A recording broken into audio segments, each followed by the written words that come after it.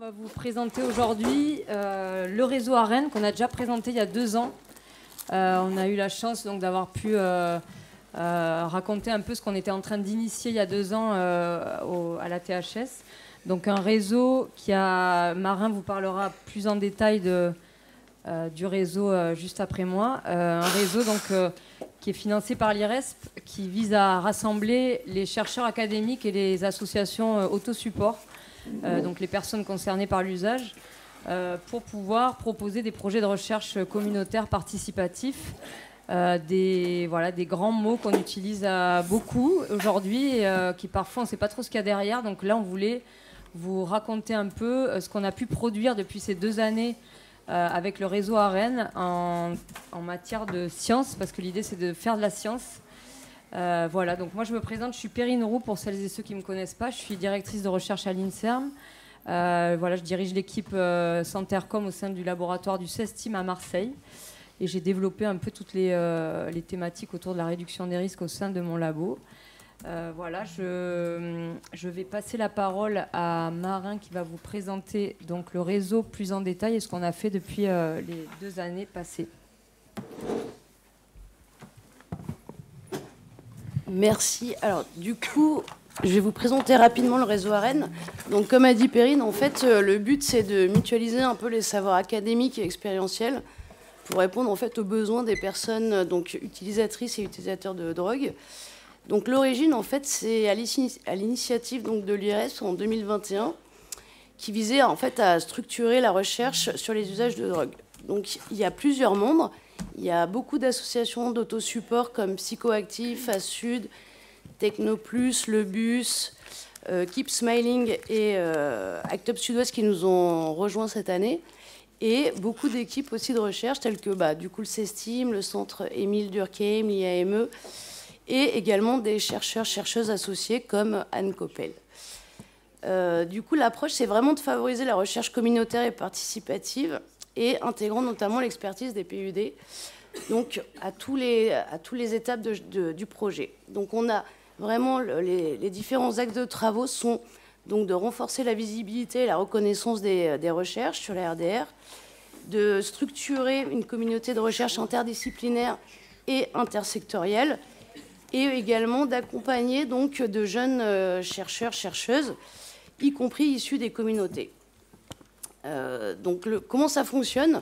Donc on a des séminaires annuels. Donc, il y a déjà eu 3 éditions et la prochaine est le 4 et 5 décembre à Marseille. On fait des workshops également trimestriels. Donc là, vous pouvez voir les différentes thématiques des différents workshops. Et on participe également donc à plusieurs conférences et colloques, dont la THS, et également donc le numéro spécial de Harm Reduction Journal, donc ce qu'on va vous présenter donc avec les différents articles. Je suis sûre que vous avez tous et toutes envie de le rejoindre, ce réseau. Donc je vous laisse cette petite page. Tout le monde ne peut pas. Hein. Non, tout le monde ne peut pas. Oui, non, mais c'est pour ça que j'ai laissé comment rejoindre. Et entre-temps, du coup, Perrine va vous présenter exactement ce qu'était cette édition spéciale de Harm Reduction Journal. Voilà, juste rapidement pour vous expliquer un peu le processus de la publication de ce numéro spécial dans cette revue qui est internationale et qui a un fonctionnement de peer review, donc qui est une revue reconnue à l'échelle internationale. Elle rejoint un peu l'idée de ce réseau de produire de la science avec les communautés. Donc l'idée de ce réseau, c'est évidemment de pouvoir participer à la production de savoir en faisant participer les personnes concernées. Et ce n'est pas forcément évident de faire de la recherche communautaire et participative, de permettre aux communautés de pouvoir être présentes dès le début de la conception d'un projet de recherche, voire même de l'émergence de la question de recherche, et d'aller jusqu'au bout de ce processus qui va consister à produire un article scientifique et participer de ce fait à la production de savoir. Donc après, quand on va chercher une connaissance sur un sujet, on a un article qu'on va retrouver qui va avoir été donc produit par les communautés qui sont en lien avec les chercheurs académiques. Donc moi, étant éditrice au journal Harm Reduction Journal, j'ai demandé donc à l'éditeur en chef Nick Croft à l'époque, qui depuis est à la retraite, mais il a été remplacé tout récemment, qui est un chercheur un peu engagé dans le domaine de la réduction des risques. Je lui ai demandé si on pouvait proposer un numéro spécial qui serait un peu le résumé des productions de notre réseau à Rennes, pour pouvoir faire connaître un peu ce qui se passe dans notre pays, voilà, qui est francophone, donc qui est parfois peu connu en dehors des espaces francophones, hein, malheureusement, et surtout de pouvoir raconter un peu ce qui se fait dans le domaine de la recherche communautaire et dans le domaine même tout simplement des actions des associations de réduction des risques à l'échelle internationale, parce que malheureusement il se passe plein de choses dans plein de pays qui ne parlent pas forcément anglais, et tout ça c'est inconnu des espaces anglophones. Donc voilà, je me suis dit qu'il y avait deux enjeux majeurs. C'est à la fois de pouvoir faire connaître et porter la voix des associations communautaires en dehors de notre pays, et puis de participer évidemment à la production de savoir grâce à nos productions issues de nos recherches communautaires et participatives qui amènent un nouveau savoir, qui est un savoir qui souvent vient des communautés et donc des réalités des usagers qui sont malheureusement souvent assez exclus finalement de la production scientifique et des articles scientifiques qu'on va retrouver dans le monde académique. Donc voilà, j'ai proposé aux différents acteurs du réseau qui sont multiples, hein, à la fois les associations, donc Psychoactif avec Pierre et Fabienne, mais il y a aussi Psychonautes, il y a voilà, le bus 3132 et des chercheurs de différentes disciplines. Donc c'est aussi une force de notre réseau de représenter la pluridisciplinarité avec sociologie, anthropologie, épidémiologie, toxicologie, et j'en passe, sciences politiques, histoire. On a beaucoup de chercheurs avec des expertises multiples. Et donc voilà, je trouvais que c'était une bonne initiative de pouvoir rendre visibles nos travaux qui ont pu émerger grâce à la création de ce réseau. Et de pouvoir donner un exemple à d'autres acteurs dans d'autres pays de comment on peut produire du savoir en lien avec les communautés et que c'est possible en fait. Voilà. Et juste pour finir, un petit clin d'œil à Jean-Sébastien Fallu qui est là-bas, voilà, avec lequel on est en train d'essayer de traduire le numéro spécial Harm Reduction Journal, dont vous allez entendre quelques-uns des articles de ce numéro spécial. De le traduire en français pour qu'il y ait vraiment, pour le coup, un retour et que toutes les personnes francophones puissent lire aussi les travaux que nous allons publier dans ce numéro qui est en anglais. Voilà. Et donc là, vous allez avoir un échantillon des différents articles qui ont été publiés dans la revue Harm Reduction Journal, qui raconte un peu ce que le réseau à Rennes a permis de faire au cours de ces dernières années. Voilà. Merci. Et je laisse la parole à Pierre et Fabienne pour introduire le premier article publié. Tu présentes vite fait. Ouais. Bonjour, je suis Fabienne Fourchon, cofondatrice de Psychoactif, et je suis aussi directrice d'établissements médico-sociaux dans une association nationale, Opélia. Pierre Chapard, je suis président de Psychoactif, association d'usagers, et aussi chef de service d'un XAPA et d'un ACT, de l'association Opélia. L'article qu'on va vous présenter, ça s'appelle « Pour un nouveau modèle de réduction des risques ». Donc, je remercie Perrine de nous avoir invités, mais surtout de nous avoir permis d'écrire cet article qui a été un grand moment de vie. Parce que pour des activistes, et nous on est des activistes, comme nous, écrire un article scientifique, se plonger dans l'intérêt scientifique en anglais, commenter des articles scientifiques, c'est tout sauf naturel. Donc ça nous a pris beaucoup de temps de nous faire à cette écriture. Ça nous a pris 1 an pratiquement d'écrire cet article. Au final, ce qu'on a vu, c'est quand même qu'il y a beaucoup de choses qui existaient déjà dans la littérature scientifique, mais qui n'étaient pas lues par les Français et par les activistes français. Donc on est content aussi d'avoir lu tout ce qu'on a pu lire dans ces articles. Mais au final, ça nous a aussi permis de redéfinir des concepts et d'être beaucoup plus fin dans la réduction des risques qu'on veut et de savoir pourquoi on n'est pas du tout content avec la réduction des risques qu'on a en ce moment.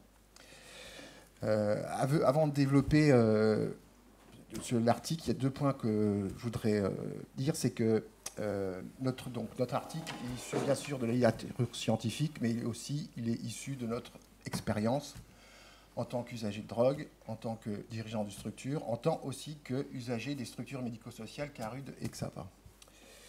Et même le deuxième point, c'est que même si cet article est très critique sur la réduction des risques actuels institutionnels, on veut quand même dire que en fait, nous sommes des enfants de la réduction des risques. On a toujours consommé des drogues avec la réduction des risques, qu'elle nous a certainement sauvé la vie. Mais c'est justement pour ça aussi qu'on voudrait qu'on en voit un peu plus. L'article dont nous allons parler s'appuie sur deux constats majeurs. Le premier constat, c'est que la RDR actuelle, institutionnelle, n'est souvent fondée que sur le risque infectieux et sanitaire, et encore plus souvent, juste sur la distribution d'outils pour réduire ces risques infectieux. On peut dire que la réduction des risques n'est pas sortie de la lutte contre le sida, en vrai. Et pour s'en convaincre, il suffit de voir les articles quand la RDR est attaquée. À chaque fois, on revient à la lutte contre le sida.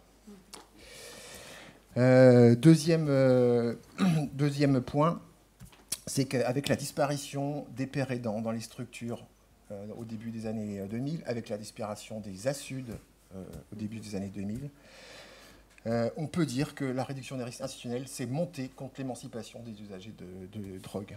Et je rappelle d'ailleurs, s'il fallait le prouver, que les deux lois de réduction des risques françaises ne parlent pas du tout des associations d'autosupport. Alors, on va vous présenter maintenant les concepts qu'on a développés dans l'article pour cette nouvelle réduction des risques. Je vais les citer, mais ensuite on les développera. Le premier, c'est qu'on veut une RDR antiprohibitionniste, une RDR qui lutte contre la stigmatisation, une RDR qui intègre les savoirs expérientiels des usagers de drogue et lutte contre l'injustice épistémique, chère à Marie de Santos, et une RDR qui ne se limite pas au risque, mais qui tient compte des bénéfices liés à l'usage de drogue. Voilà. Du coup, la prohibition, je laisse la place à Fabienne. Anti-prohibition. Et ben justement, pour une RDR anti-prohibitionniste, on va vous faire un petit tour d'horizon de tout ce que ça nous a apporté, la prohibition. La prohibition, ça a contribué à la propagation du VIH et du VHC. Ça a entraîné une surpopulation carcérale à cause des incarcérations excessives pour des infractions mineures en lien avec les consommations de drogue. Elle limite, voire elle freine l'accès aux droits et aux soins pour les personnes en renforçant la stigmatisation et la discrimination des personnes usagères de drogue. La prohibition, elle a aussi un impact discriminatoire puisqu'elle touche de manière disproportionnée les minorités raciales, ethniques et les femmes. Et en plus, la prohibition, elle est contre-productive parce qu'en fait, elle encourage la production et la distribution de drogues de plus en plus puissantes, puisque pour les transporter, en fait, les producteurs de drogue vont du coup les faire de manière de plus en plus concentrée. En résumé, la prohibition des drogues, elle engendre des violences, des discriminations, des violations des droits humains, sans pour autant réduire significativement la consommation et le deal, alors qu'en fait, elle est censée faire ça. Du coup, tous ces préjudices sociaux causés par la prohibition, elles ne sont jamais prises en compte par la RDR institutionnelle qui se focalise, comme l'a dit Pierre, uniquement sur les risques sanitaires et les comportements individuels. En fait, la RDR institutionnelle, c'est une RDR néolibérale, centrée sur l'individu et sur la prise de risque individuelle. Un bon exemple quand même, qui est assez récent, l'analoxone. On distribue de l'analoxone pour que les usagers d'héroïne ou d'opioïdes ne fassent pas d'overdose. Donc toutes les structures les distribuent, c'est super, sauf qu'en fait, en le distribuant, on ne parle jamais du fait que la majorité des risques sont causés par la prohibition. C'est les produits adultérés ou des compositions variables. C'est un environnement non sécure pour les consommations à cause des risques sécuritaires. C'est aussi des personnes qui vont sortir d'incarcération ou de sevrage qui font des overdoses. On a fait le livre blanc de l'analoxone, la RDR institutionnelle, et pourtant, dans ce livre blanc, jamais, à aucun moment, n'est dénoncé l'impact de la prohibition. La prohibition, elle menace aussi les pères aidants et les professionnels qui sont usagers, parce qu'il y a un casier un peu fourni ou une perte de permis de conduire, et bien ça veut dire l'arrêt de sa carrière. Elle limite aussi les approches qu'on peut développer en RDR, puisque comme on les a vus avec notamment ESAR, les espaces de consommation supervisés à l'intérieur des CARUD et des XAPA, et ben, en un claquement de doigts, on les arrête. C'est pour ça qu'on veut une RDR et des acteurs de la RDR qui prennent en compte les risques liés à la prohibition. Ça veut dire apprendre aux personnes à les identifier, à les gérer et à les contourner.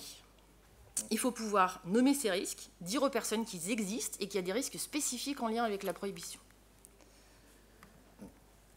Il faut pouvoir développer des dispositifs ou des accompagnements spécifiques pour contourner ces risques. Et nous, pour nous, la RDR issue de l'autosupport, en fait, elle tient compte de ces risques depuis bien longtemps. Depuis 2008, par exemple, Psychoactif a ouvert un forum qui s'appelle Répression, victimes de la violence. Victimes de la prohibition, pardon, pour que les personnes puissent parler de leur vécu en lien avec les incarcérations, la violence policière, la prohibition.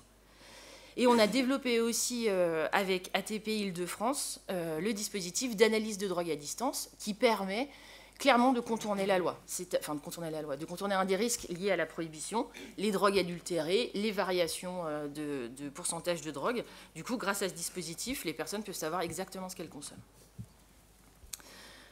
On a encore, sur Psychoactif, fait un forum pour apprendre à utiliser le dark web pour pouvoir acheter des drogues en dehors de la rue et de la violence de la rue. On pourrait se dire que pour réduire tous ces risques, il suffirait de dépénaliser.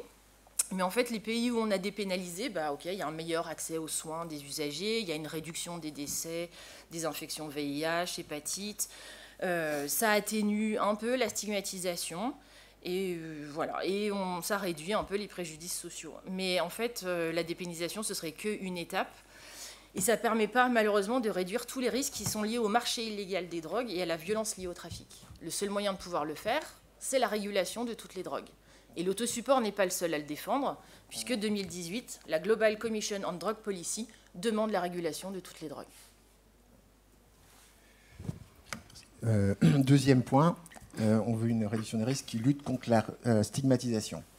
Alors, la stigmatisation n'est pas juste des préjugés contre les usagers de drogue. La stigmatisation, c'est beaucoup plus profond. La stigmatisation, c'est un processus de domination d'une population sur un autre pour faire respecter des normes.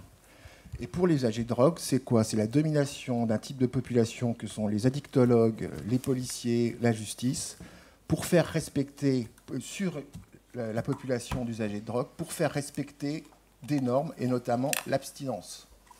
C'est une population dominante sur une dominée pour faire respecter sa norme.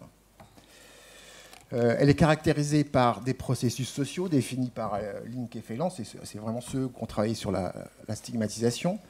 C'est l'étiquetage, c'est-à-dire on va catégoriser des gens, c'est les drogués, c'est les junkies. À ces étiquettes, on va mettre des stéréotypes. Ce sont des junkies, ils sont irresponsables, ne résistent pas à la frustration, etc. Un autre processus, c'est la séparation entre le nous et le eux. C'est-à-dire que eux, c'est les mauvais. Voilà. Ensuite, c'est la perte de statut. Quand vous êtes usager de drogue, par exemple, la perte de statut, c'est quoi? C'est à compétence équivalente. Si vous dites que vous êtes usager de drogue, par exemple, je suis chef de service, je dis que je suis usager de drogue, on va me juger moins compétent par rapport à un autre chef de service. C'est ça la perte de statut. Et ensuite, la stigmatisation engendre la discrimination, c'est-à-dire la perte de droits sur tous les niveaux, que ce soit au niveau santé, au niveau social, au niveau familial, tout est concerné. Alors, si tous les usagers sont stigmatisés, mais il y en a qui sont plus que d'autres, et notamment les plus stigmatisés, c'est quand même ceux qui sont dits les personnes addictes, qui sont vues comme étant dans la faillite morale, avec un usage qui ne pourrait faire que du mal à eux et à l'entourage. Pendant longtemps, l'addictologie nous a bassinés en disant « oui, mais on va déstigmatiser ». L'addictologie maladie, mais l'addictologie maladie n'a jamais déstigmatisé quoi que ce soit de ces addicts. Au contraire, elle a rajouté un stigmate qu'est la maladie. Donc on est dans le temple de l'addiction maladie, il faut quand même le dire. La stigmatisation est totale et intersectionnelle. Totale, ça veut dire qu'à partir du moment où on vous juge usager de drogue, vous n'êtes plus que ça. Par exemple, vous êtes un politique, on découvre que vous consommez, vous n'êtes plus que consommateur.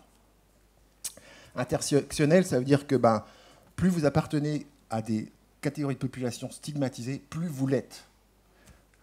Femmes, migrantes, transgenres, usagers de drogue, précaires, c'est les personnes les plus stigmatisées. Enfin, la prohibition et la stigmatisation se renforcent l'un l'autre. Pourquoi? Parce que la stigmatisation, elle désigne les usagers de drogue comme des personnes dangereuses, et donc, si c'est des gens dangereux, il faut les réprimer. Pareil, la répression, la prohibition, elle désigne les usagers de drogue comme des délinquants, donc elle engendre la stigmatisation. Il y a trois types de stigmatisation. Il y a la première, la stigmatisation sociale. C'est la stigmatisation tout venante, qui est notamment beaucoup dans les médias. Hein, par exemple, les médias qui caractérisent les usagers comme des zombies, hein, qui parlent notamment de la scène de crack comme Zombieland. Il y a beaucoup de parallèles entre les zombies et les usagers de drogue. Hein, je ne vais pas m'éterniser là-dessus. Cette stigmatisation sociale, elle engendre deux processus qui ont des conséquences sur les usagers. Un, c'est que les seules figures qui intéressent les médias, ce sont les usagers repentants qui disent qu'ils se soignent. Je ne sais pas si vous avez vu, on ne peut pas être un usager qui a des bénéfices quand on est dans les médias. On est toujours, les politiques qui se font prendre, par exemple, c'est toujours « Ah là là, j'ai fauté, je m'excuse à ma famille et à mon entourage et je vais me soigner. » Voilà, c'est toujours ça, toujours ça. Il n'y a pas d'espace pour un autre usage de drogue dans les médias à cause de cette stigmatisation. L'autre processus, c'est la double vie, ou la menace du stigmate. C'est-à-dire que pour ne pas subir la stigmatisation, eh ben, vous allez l'éviter. Par exemple, vous allez à ne pas aller voir le médecin, ou bien que vous ayez un abcès, vous n'allez pas aller voir le médecin parce que vous n'allez pas entendre la morale, par exemple. Hein, ou alors vous allez cacher à votre entourage, à votre compagne que vous consommez. C'est ça la double vie. Deuxième type de stigmatisation, ce qu'on appelle l'autostigmatisation. L'autostigmatisation, c'est les usagers qui se stigmatisent eux-mêmes, en fait. Pourquoi? Parce que du coup, ils ont intégré le stigmate, et donc, oui, je consomme, donc je suis une mauvaise personne. C'est ce que la société les renvoie toujours, et donc ils ont intégré le stigmate.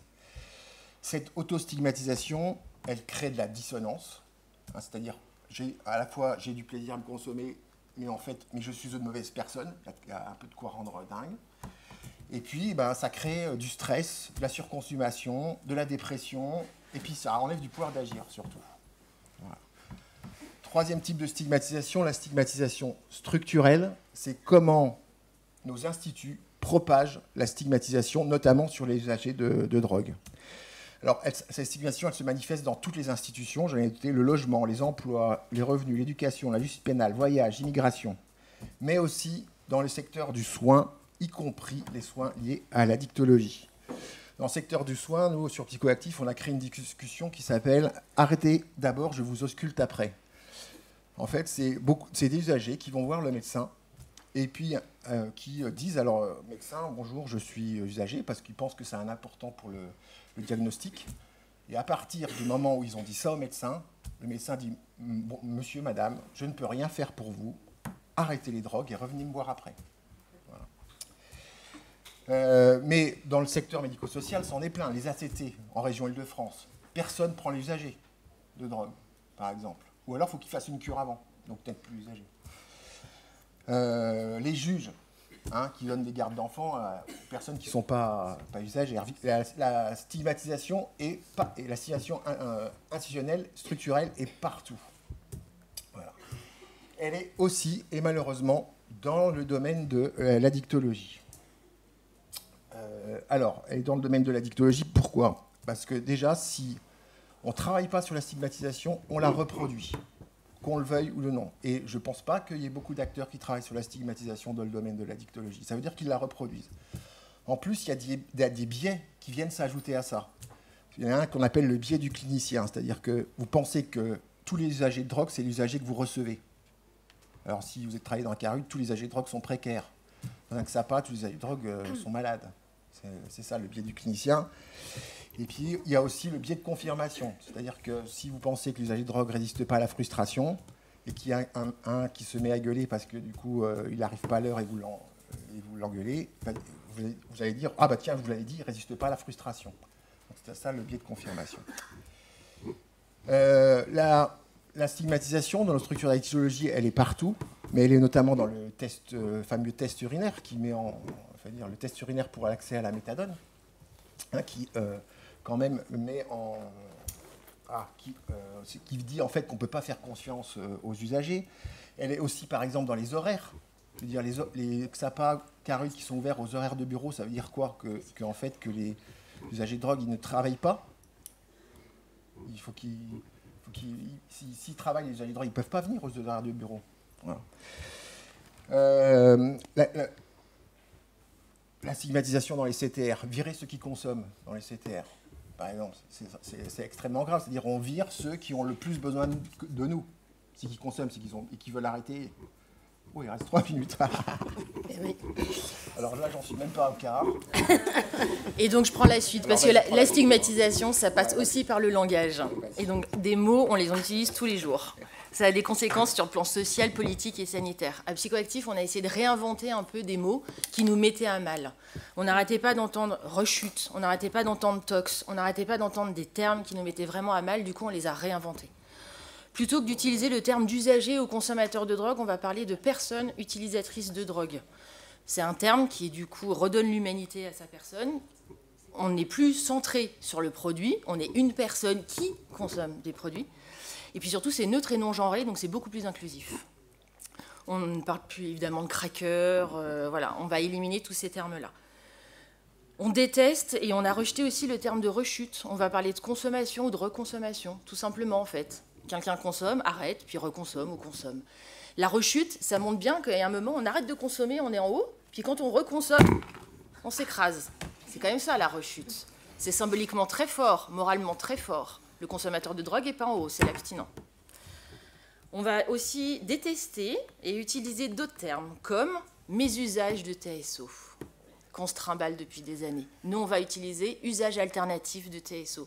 Un TSO, ça peut s'injecter, ça peut se sniffer, ça peut s'inhaler, ça peut se consommer de la manière dont la personne elle le souhaite, parce que c'est cette manière-là qui va lui apporter des bénéfices et qui aura une fonction pour elle. Et du coup, de ne pas utiliser de termes stigmatisants, ça permet du coup d'éviter un paquet de stigmatisation, puisque des études montrent que quand on utilise le terme toxicomane, les gens sont traités de manière beaucoup plus punitive que quand on parle de personnes qui ont des troubles de l'usage. C'est intéressant sur les postures des professionnels. Et quand on utilise le terme usage alternatif et pas mes usages, les personnes commencent à parler de leurs usages, commencent à se réapproprier les bénéfices, et là, on peut commencer à travailler des stratégies de réduction des risques avec ces personnes. J'ai fait beaucoup plus court. J'ai pu reprendre, là. Il reste 1 minute, Pierre. Je vais aller justement juste aux bénéfices, parce que voilà, il faut en parler. Oui, quoi. Quand même. On veut une réduction des risques qui ne se limite pas aux risques, mais qui aussi comprenne la question des bénéfices liés à l'usage de drogue. La question des bénéfices n'a jamais été théorisée dans la RDR, et pourtant, c'est quand même pour ça qu'on en prend. C'est à cause des bénéfices. Des bénéfices, et pas que de la notion de plaisir. Oui, les bénéfices, c'est beaucoup plus vaste que la notion de plaisir. Intégrer les bénéfices dans la réduction des risques, ça permet de lutter contre la stigmatisation. La stigmatisation. Pourquoi? Parce que la prohibition et la stigmatisation, en fait, parler des bénéfices, c'est... le sens est laminé. Le sens de la consommation est laminé voilà. Par la prohibition. Donc parler des bénéfices, c'est aussi se réapproprier sa consommation. Enfin, si on ne prend pas en compte les bénéfices, on fait une RDR normée, définie par les risques sanitaires et non adaptée aux besoins de la personne. Pour faire une RDR adaptée, il faut inclure la notion des bénéfices et notamment la balance bénéfice-risque que pourtant les médecins utilisent tous les jours, mais pour des médicaments. Mais la balance bénéfice-risque, elle existe aussi pour les drogues et c'est entre l'intervenant et aux usagers de les travailler. Voilà.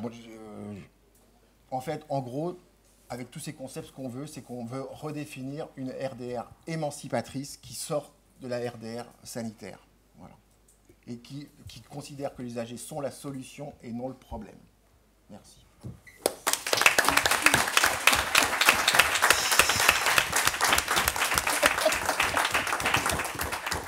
On peut prendre pendant quelques minutes des questions, si vous avez, avant qu'on passe à la seconde intervention. Oui. Alors, j'ai eu le micro. Ouais. Je prends un petit micro. Pardon.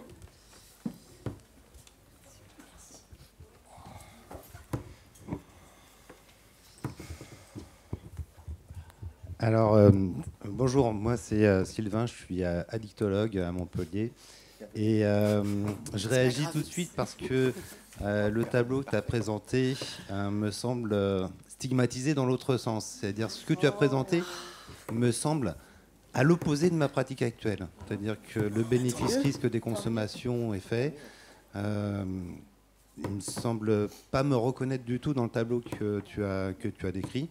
Probablement, il y a des personnes, effectivement, qui pratiquent comme ça, mais j'ai peur que ça fasse justement quelque chose d'un peu antagoniste pour travailler ensemble, c'est-à-dire travailler avec les usagers en tant que soignant et porter ce...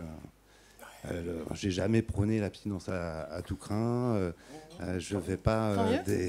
je pense qu'on est beaucoup dans cette salle à pas répondre à ces critères.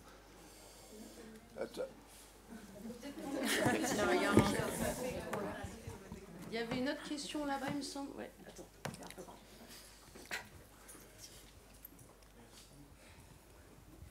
Oui, moi je suis d'accord à peu près avec tout ce que vous avez raconté. Il y a un point qui me pose problème, c'est de remplacer mes usages par usages alternatifs des TSO. Et je vais vous dire pourquoi en un mot.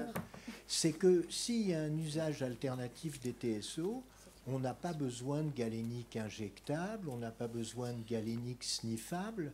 Moi, je me souviens d'un truc qui m'en avait fait un deuxième, comme on dit élégamment. C'est le moment où sont arrivés les génériques de buprenorphine au dosage. Alors, d'abord, les comprimés étaient beaucoup plus petits, donc je me suis dit, formidable, il y aura moins d'amidon de maïs, ça va faire moins d'abcès, de trucs.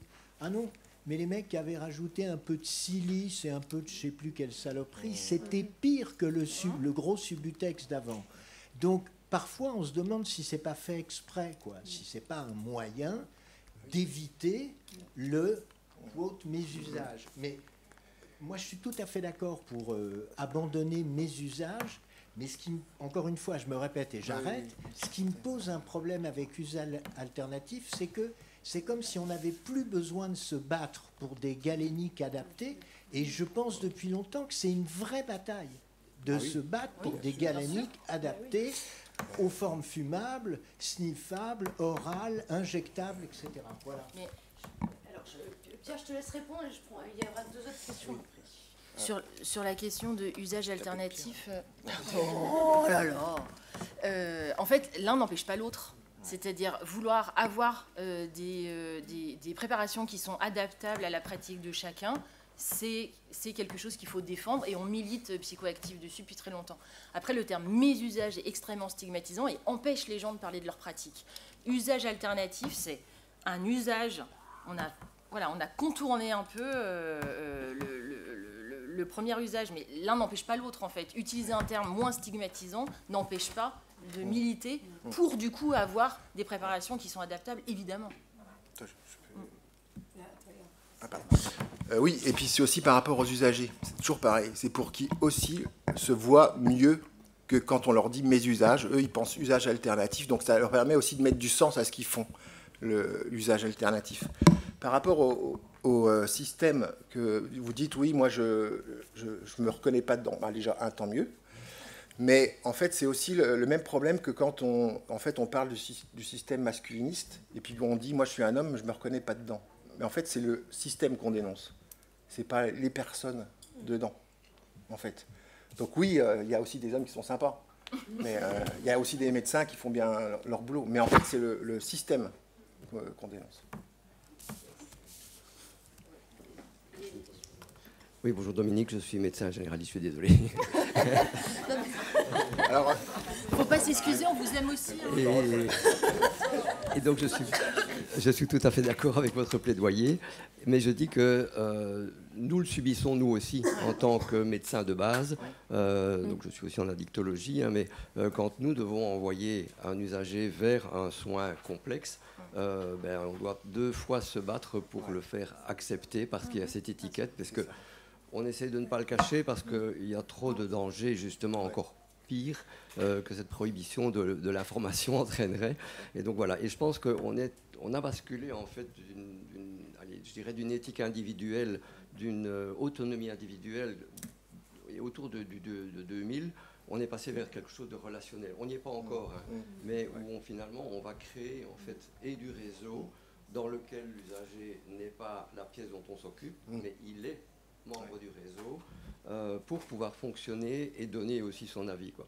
Et on voit de plus en plus de recherches collaboratives où on les inclut pour entendre leur avis. Et donc ce que tu viens de dire, tout à fait d'accord. Il y avait une autre question par là. Ouais.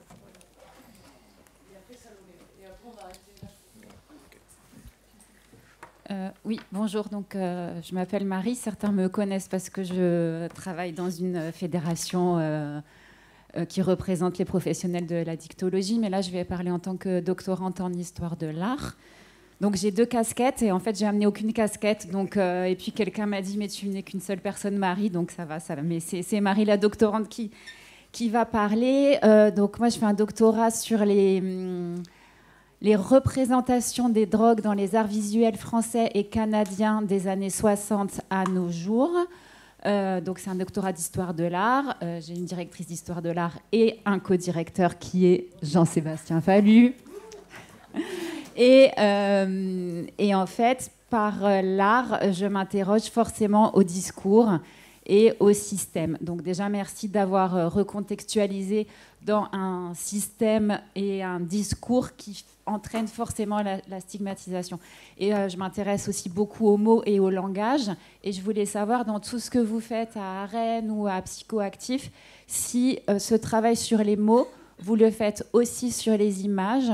Et comme je fais partie des historiennes de l'art qui considèrent que art majeur, art mineur, tout ça, ça n'existe pas, c'était construit par des hommes blancs dans le cadre du patriarcat.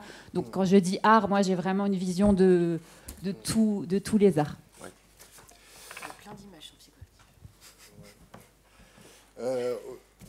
Là, comme ça, je ne sais pas quoi répondre. Peut-être qu'on peut laisser ensuite les présentations venir parce qu'il va y avoir de l'art aussi dans ce qu'on va vous présenter après. Donc, c'est évidemment pas exclu de notre réseau Arène. Et ça nous semble important de pouvoir s'exprimer par tous ces biais-là. Du coup, je vous propose qu'on passe à la présentation de Marie Dos Santos. Et puis après, de toute façon, il y aura toujours du temps pour des questions-réponses. Hein ? C'est pas grave. T'entends rien ? Ah. Bonjour à toutes et à tous. Je me réjouis de présenter donc dans le cadre de ce séminaire Arène, enfin de cet atelier, j'essaie de trouver le bon mot, cet atelier Arène ici à la THS. Donc moi en fait je fais un petit pas de côté, moi je suis sociologue, je travaille avec Perrine Roux donc dans ce laboratoire de recherche Santercom à Marseille où on travaille sur la santé communautaire autour des usages de drogue. Quand j'ai rejoint ce laboratoire, il y avait cette initiative et j'en ai plus que 3 et vous comprendrez qu'on en a plus que 3 parce qu'on n'a plus de financement et ça fait aussi partie du sujet donc je le nomme donc on va voir qu'est-ce qui se passe quand on n'a plus de financement et qu'il n'y a plus que 3 revues. Il faudra se battre pour avoir les 3 dernières.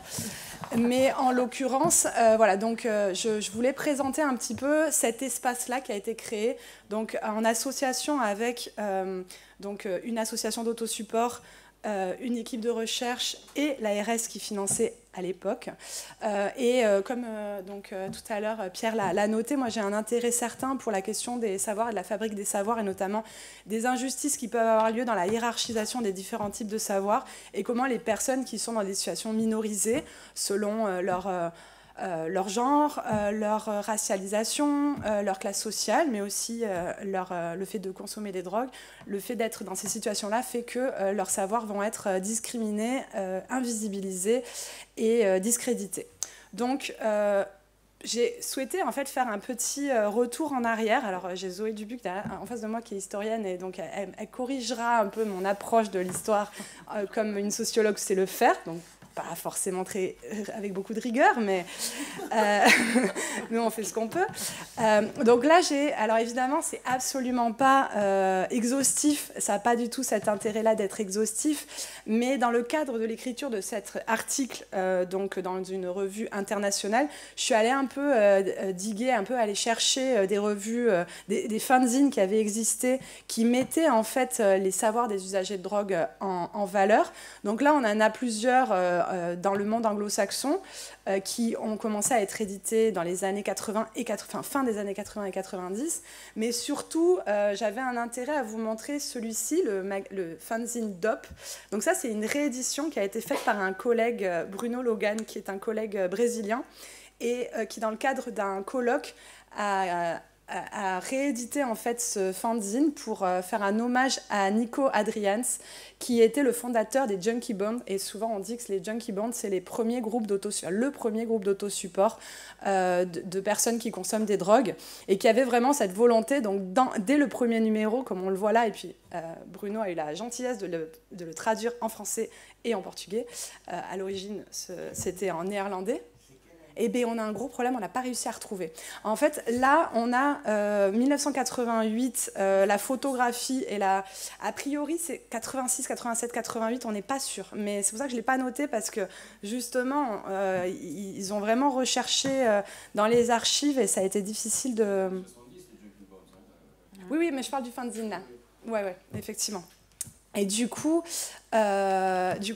cette revue, elle visait à la fois à faire du militantisme, à dire, ben voilà, nous, usagers de drogue, on a des choses à dire en ce qui nous concerne, et dénoncer, comme là ça vient d'être fait, tout le vocabulaire en fait, qui était utilisé par... Alors à l'époque, on ne parlait pas d'addictologues, mais par les psychiatres, notamment psychanalystes, qui nommaient les usagers avec des termes souvent dépréciatifs, comme toxicomane par exemple, et il y avait vraiment une volonté de dénoncer ça.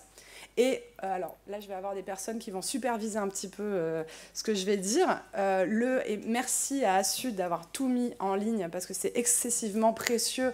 Et là, pour présenter ici, c'était vraiment tellement... à la fois émouvant, et on redécouvre tellement de choses en allant creuser. Donc l'ensemble des numéros d'Assud, du premier jusqu'à aujourd'hui, sont en ligne. Et donc là, on a le premier numéro. Donc je me permets une moquerie, mais parce que ce premier numéro, on voit que le graphiste n'avait pas encore été embauché. Mais en l'occurrence... alors je vais le lire, hein. Depuis des années, en effet, des comptoirs de bistrot aux couloirs de ministères, nous n'avons que trop entendu l'éternel discours sur le comportement suicidaire et l'irresponsabilité indécrottable du toxico. Or, ce discours, voilà qu'aujourd'hui, voilà qu'ici même, à travers ces pages, nous faisons entendre notre voix pour le démentir et pour affirmer notre volonté de nous faire les artisans de notre propre destin, à notre façon, pour peu seulement qu'on nous laisse disposer des outils dont nous avons besoin pour atteindre nos objectifs. Moi, ça me faisait particulièrement sens de ressortir un petit peu cette citation. Nos outils, on parle souvent des outils de réduction des risques, d'ailleurs souvent dans une approche un peu techniciste de la réduction des risques. Il nous faut du matériel d'injection stérile, il nous faut ci, il nous faut ça. Mais je pense aussi extrêmement important les outils que sont les fanzines. Bon, autour de la table, tout le monde est spécialisé dans les outils numériques, moi pas, donc peut-être que vous en parlerez vous, mais la nécessité en fait qu'il y ait des espaces collaboratifs où ces savoirs puissent émerger. Donc en continuant à creuser un petit peu dans les différents numéros d'Assud, on voit qu'à partir du numéro 5, un graphiste a été embauché. Donc déjà, ça commence à avoir une empreinte, une DA, comme on dit aujourd'hui, une empreinte visuelle. On voit aussi cette empreinte visuelle, enfin, je pense, voilà, on voit les seringues qui apparaissent dans les images. On voit aussi voilà, comment on vient chercher en fait, à créer une identité communautaire à travers ces images-là. Et moi, ça m'a fait rire de le mettre là, parce que comme on intervenait ici, dans le numéro 9 de juillet 1995, il y a cette affiche pour alors c'est la THS, toxicomanie, hépatite sida. On a rajouté le A dans les années 2000 pour addiction. Mais en tout cas, ce que je trouvais intéressant, c'est un peu la discussion qu'on vient d'avoir autour de la nécessité de ne pas cliver nécessairement, mais de faire du partage entre nous. Et là, c'est l'invitation à la fin, le formulaire d'inscription qui n'est plus valide parce que ça coûtait 200 francs l'inscription à l'époque. Donc ça n'est plus du tout valide. Hein. Mais en l'occurrence, c'est 200 €, non même plus. En tout cas, mais avec un appel, oui c'est plus, avec un appel des sympathisants d'Assud et de Limiter la casse à venir dans ces espaces-là pour justement que ce ne soit pas uniquement dans les mains des méchants addictologues, parce qu'il y en a des gentils. Mais en tout cas, voilà, donc je pense que c'est intéressant aussi de voir dès le départ, et évidemment que dès le départ, il y a cette volonté de faire du lien.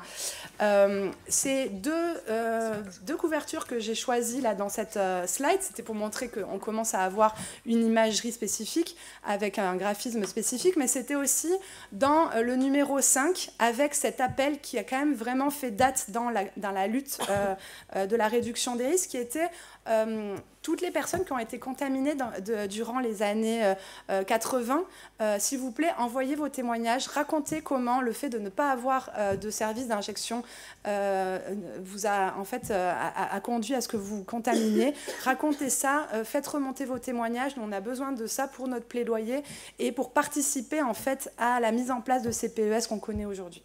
L'autre numéro autour Métapac, donc là c'était des témoignages de personnes qui commencent les premières initiations à la méthadone, et donc vraiment un plaidoyer aussi à la fois avec des comptes rendus scientifiques autour des avancées autour de la méthadone, mais également donc des témoignages.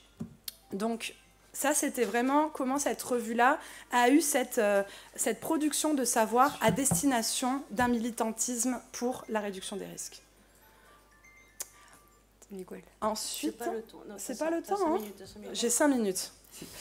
Donc là, c'est très rapide, mais c'est pour donner un peu les sources d'inspiration. Et parce que vous verrez, le magazine Sang d'encre, il s'inscrit un petit peu en décalage par rapport au fanzine d'Asud.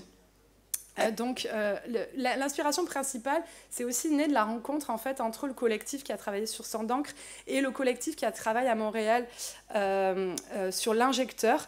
Donc qui est une revue vraiment qui est faite avec les personnes, avec des ateliers. Je vais y revenir dans le cadre de Sang d'encre.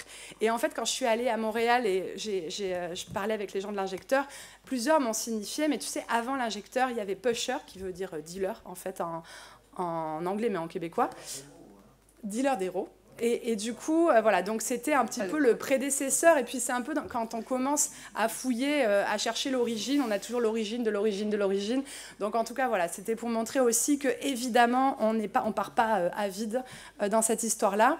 Et ça, c'est un petit clin d'œil, l'arbre à palabre. En fait, c'est des partenaires avec qui on travaille aussi au réseau AREN. Donc, it's a small world. Hein. Mais en tout cas, donc, des partenaires qui travaillent donc, en Côte d'Ivoire, au Sénégal et au Mali, qui ont créé cette revue, l'arbre à palabre, aussi pour faire émerger des savoirs très spécifiques aux personnes qui consomment des drogues et qui vivent en Afrique de l'Ouest. En Afrique francophone, comme ils disent dans la revue, parce que la revue est en français. Donc, la revue Sang d'encre. Donc là, je parlais d'identité visuelle. La revue Sang d'encre a vraiment beaucoup travaillé avec des artistes, avec un certain nombre d'artistes qui travaillent régulièrement à tous les numéros, enfin qui travaillaient, je vais le mettre au passé, mais, et avec aussi une volonté de faire du lien avec d'autres personnes qui produisent des dessins, de la peinture, des poèmes, etc. Et donc, avec un peu la base de ce que moi j'ai appris dans les textes, c'est quoi la réduction des risques, c'est vraiment cette logique de l'aller vers. Et donc là, ça dit, pareil qu'on n'a qu'une vie, et parfois c'est la survie, les errances et les solitudes. Puis parfois il y a les rencontres, il y en a qui n'aident pas. Mais il y a aussi celles qui créent des familles de cœur, d'esprit, celles qui donnent envie d'aller vers des déploiements communs à réinventer. Donc ça, c'était dans le premier numéro de Sang d'encre, dans l'édito qui a été écrit par Jian, qui a participé plus que participé, qui a vraiment cofondé, enfin créé cette revue. Donc la revue, au départ, donc, c'est cette association Nouvelle Up qui fait de l'autosupport, de l'aller vers, notamment pour les publics qui sont les personnes qui vivent dans des squats. Et le laboratoire Centercom qui prône la recherche communautaire. Et donc là, c'est un exemple, en fait, qu'est-ce qui a créé cette association, enfin ce lien entre Centercom et cette association d'autosupport. C'était la volonté dans l'équipe de Perrine de créer un outil pour valoriser une recherche qui avait été faite sur la buprenorphine injectable, de créer en fait un dispositif qui puisse rendre compte des résultats de cette recherche auprès des premières personnes concernées. Et donc, c'est ce petit livret qui a été cette brochure qui a été créée. Et lors de la réalisation de cette brochure, et puis Perrine, tu me corrigeras parce que du coup, moi, j'étais pas encore là à l'époque, mais c'était d'associer des personnes qui vont dessiner pour illustrer un certain nombre d'enjeux, avoir également des témoignages, de la poésie. Et puis, en fait, l'effervescence qui a eu lieu en fait, lors de la création de cette brochure a donné envie d'impulser la création de cette revue. Donc, cette revue, c'est d'abord un outil de partage de savoir. En fait, pour rentrer un peu dans la cuisine de comment on fabriquait la revue, on avait un comité éditorial qui était mixte, je mets avec des gros guillemets. Donc c'était à la fois des travailleurs pairs, il y avait 2 salariés travailleurs pairs, mais également, donc je le disais tout à l'heure, des artistes, des membres associatifs et des membres de l'équipe de recherche. Et je l'ai dit avec le flou artistique que je préfère conserver sur la question, de toutes concernées, par quoi, comment, quoi, on ne sait pas trop, mais en tout cas, on était tous concernés par la volonté de produire cette revue. Et donc la revue, c'était recevoir des dessins, des témoignages, des récits d'expérience sur un certain nombre de thématiques. En l'occurrence, si le socle, c'était peut-être la question des drogues et de la réduction des risques, en fait, on a bien vu que dès le départ, ça a explosé, évidemment, cette simple thématique. Et donc, de nombreuses thématiques émergeaient des personnes de ce qu'elles avaient envie de raconter. Et en fonction de ça, en fait, étaient élaborés différents types de dossiers selon les thématiques qui avaient apparu. Donc là, on a un dessin, par exemple, qui était autour de la thématique alcool, qui avait été nombre de fois sollicité par les lecteurs et les participants à la revue. Et pour vraiment aller dans le détail de la cuisine, de comment on fabriquait les dossiers de cette revue, ça c'est un exemple un peu, on va dire, critique de comment on travaillait ensemble. C'était pour le numéro 8. On avait reçu, et ça faisait plusieurs numéros qu'il était resté un peu dans les tiroirs, qui ne voulaient pas trop être montrés. On avait reçu un poème témoignage, c'était dans la période MeToo inceste, et d'une des lectrices participantes à la revue, qui nous avait fait un témoignage de l'inceste qu'elle avait subi. Son poème s'appelait « Papa, tu m'as violé mon enfance ». Et au sein du comité éditorial, il y avait cette discussion de « Est-ce que ça a sa place dans la revue ? C'est un peu trop violent. Est-ce qu'on a envie que les gens, quand ils lisent la revue, ils lisent déjà des trucs un peu durs ? Est-ce qu'on a envie de laisser ça, etc. » Et donc, il y avait un peu cette position-là de « c'est un peu trop difficile », et puis l'autre position de « en fait, c'est évident faut qu'on le publie. C'est évident que ça fait partie des discussions qu'on doit animer, avoir et discuter. » Et donc, en fait, là, le rôle du comité éditorial, c'était du coup, on va créer un atelier pour produire aussi, qu'il y ait des dessins qui accompagnent cette thématique, des personnes si elles veulent s'exprimer là-dessus, accompagner l'autrice de ce témoignage aussi, comment tu veux apparaître, est-ce que tu veux que ton nom soit écrit, donc là on a vu, elle a juste trois lettres pour la désigner, et puis est-ce que tu veux aller jusqu'au bout de la démarche, est-ce que jusqu'au dernier moment tu seras ok que ça apparaisse dans cette revue qui va circuler dans ton milieu aussi. Et puis on a contacté Dorothée Ducy, qui est une anthropologue qui a travaillé sur la question de l'inceste et qui nous a fait 3 pages de restitution en fait, de ces enquêtes qu'elle a menées sur cette question-là pour aussi amener une forme de plaidoyer du volet recherche. On a également donc Daniel Moreno qui intervenait souvent, qui lui faisait des espèces de poésie, écriture autour du corps et qui avait des témoignages autour en tant qu'ostéopathe quand il travaille avec des femmes qui ont été victimes de violences et comment le corps raconte ces violences-là. Et puis le lien avec le travail social, en fait, on avait Rachel qui nous avait envoyé un super texte dans lequel elle faisait une restitution d'une enquête qui avait été menée au sein de Plus belle la nuit, donc en intervention en milieu festif, qui rendait compte en fait des cas dans lesquels les violences sexistes peuvent avoir lieu et qui rendait compte aussi depuis que cette enquête avait été menée, qu'est-ce qui avait été mis en place concrètement sur le terrain en milieu festif pour faire face à ces violences. J'ai plus que 2 minutes, donc j'essaie d'aller vite. 1 minute. Voilà. Mais normalement, ça devrait le faire. Donc, comme je vous disais, donc ça, c'était quand on avait des envois un peu spontanés de témoignages et comment on discutait, en fait, on co-construisait autour de ces témoignages. Après, il y avait aussi des ateliers qui avaient lieu dans des centres d'hébergement, dans des squats, dans hôpitaux psychiatriques. Je crois que ça n'a pas vraiment eu lieu. Il y a eu des ateliers en prison, en tout cas dans différentes institutions.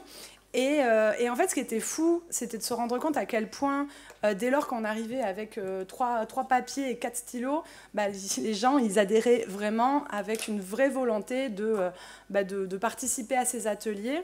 Et en fait, le retour qu'on avait beaucoup, c'était, en fait, les associations ont de moins en moins de financement pour faire des ateliers en collectif dans les différentes institutions. notamment avec la fin des contrats aidés, un certain nombre d'associations ont vraiment été en souffrance. Et là, le fait d'arriver avec quelques intervenants disposés à mettre en place ces ateliers, ça a rencontré vraiment un besoin, une envie. Et donc, c'était ça que je voulais vraiment signifier ici, avec comment ces ateliers ont trouvé un ressort particulièrement fort à cet endroit-là. Et pourquoi j'arrive pas à chaque fois ? Pas trop de deux. Voilà, et ça c'est donc ma conclusion. Voilà, ce que je voulais montrer, c'était évidemment l'importance des fanzines, des zines, pour faire participer les personnes, que les personnes aient un espace de mise en confrontation de leur savoir, mais aussi juste un espace dans lequel elles puissent se rendre compte que leurs savoirs ont une valeur, clairement, parce que repartir avec ça, c'était aussi un endroit où c'est rendu beau, leurs poèmes, leurs dessins, leurs interviews qu'elles ont fait avec quelqu'un, etc. Et juste petite approche, parce que ici, j'avais pas de volonté particulière de théorisation, mais je pense qu'il y a un intérêt à revenir sur ce concept de contre-public de Warner, de contre-public, c'est-à-dire l'idée, en fait, qu'il y ait des espaces dans lesquels peuvent être produits des formes de savoir alternatifs, le terme a été discuté tout à l'heure, mais en l'occurrence, où il puisse y avoir une réflexivité critique radicale des paradigmes dominants. Et cette réflexivité, elle est permise aussi parce que des formes discursives et esthétiques propres peuvent être articulées, et également ce qui me paraissait évident, et encore une fois peut-être que je laisserai autour de la question du numérique, parce que je pense évidemment que ce sont des espaces de circulation qui peuvent faire face aux médias dominants, mais les zines ont toujours joué ce rôle-là. Et j'ai sauté des slides parce que j'avais pas le temps, évidemment, mais aussi dans le rôle hyper local. On avait des activités de lancement, il y a les ateliers, donc il y a vraiment la matérialisation de l'expérience autour d'usines, où finalement les gens se rencontraient, et les gens, il pouvait y avoir des addictologues, il pouvait y avoir, je ne vais pas le faire à chaque fois, il pouvait y avoir des personnes concernées. C'est pour ça que j'aime bien moi, la notion de personnes concernées, parce qu'elle veut tout et rien dire à la fois, mais en tout cas des gens qui pouvaient adhérer à cette approche esthétique. Et puis, j'étais obligée de terminer après l'enthousiasme des réalités sociales, parce que on est obligé d'être un tout petit peu lucide, que la revue, donc, elle n'est plus financée, que l'invisibilisation des savoirs des personnes, je ne suis pas sûre qu'on soit sorti de l'auberge, et que la précarisation croissante du monde associatif. Voilà.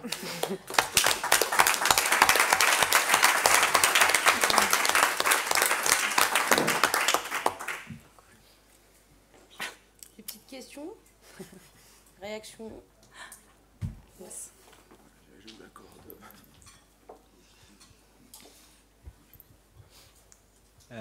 Ouais, c'est une réaction en voyant ce travail-là. Ça me fait penser en fait à tout le travail qui est plutôt dans la gauche libertaire, de tout ce qui est infokiosque, avec tout un tas de productions de brochures. Et comme ça n'a pas été évoqué, je me suis demandé juste si ça n'avait pas été exploré ou juste il n'y a rien au niveau des drogues là-dedans, et voilà, sur cette production. Je réponds tout de suite, du coup le temps que... non, effectivement, c'est une bonne invitation à approfondir le sujet en élargissant le spectre.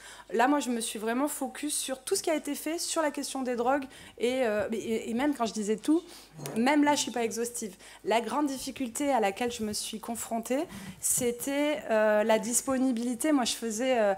heureusement, j'ai un côté un peu fétichiste, donc depuis que je conserve ces fanzines, etc. Mais en l'occurrence, la difficulté de ça, c'est comment on conserve en fait ces outils-là. Donc, il y a des archivistes de ces zines qui circulent, mais ça serait vraiment un approfondissement hyper nécessaire de comment ça a été traité dans les milieux totaux, où on sait aussi que ça a pu être mal traité, la question, avec la toxicophobie hyper virulente de ces univers-là aussi. Donc, bonne invitation à creuser.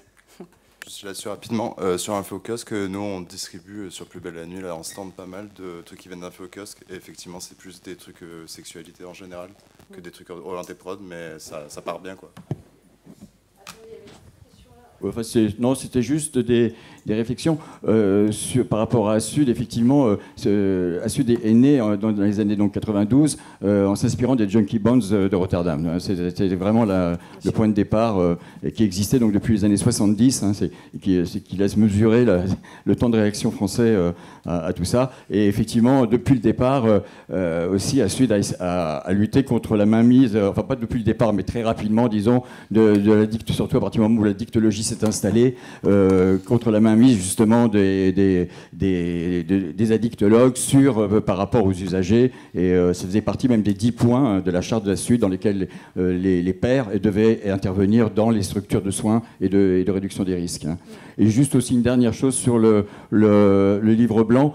Assud a participé à ce livre blanc sur l'analoxone parce qu'on est parti du principe que s'il fallait être pragmatique, c'est vrai, je déplore aussi le fait qu'on n'ait pas assisté là-dessus. J'étais en minorité dans ce comité, donc par rapport à cette idée d'inclure, mais c'est un outil qui part du principe qu'il y avait 12 millions de consommateurs d'opiacés de médicaments et qu'en fait il fallait sortir justement l'analoxone du cercle des usagers de drogue pour l'étendre à toutes les personnes en danger par rapport à l'usage d'opiacés. Et donc à ce moment-là, comme c'était un livre blanc, ça ne pouvait pas être non plus un pamphlet si vous voulez, d'exposer nos idées sur la prohibition.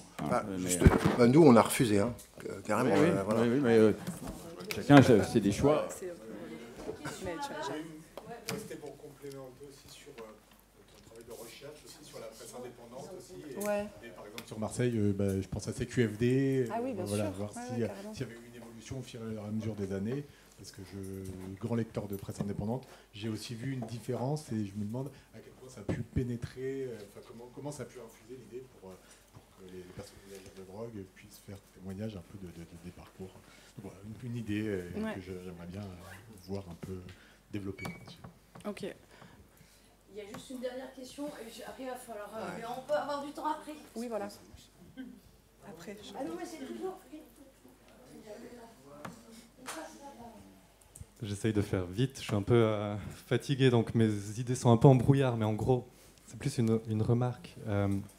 Moi, je viens de Suisse, du coup, mon expérience elle est plutôt sur une réduction des risques qui s'est beaucoup développée en Suisse dans les années 80, avec beaucoup de milieux concernés qui ont développé cette réduction des risques, des espaces autonomes de soins, distribution de matériel d'injection stérile fait de manière illégale, sous une forme de désobéissance civile.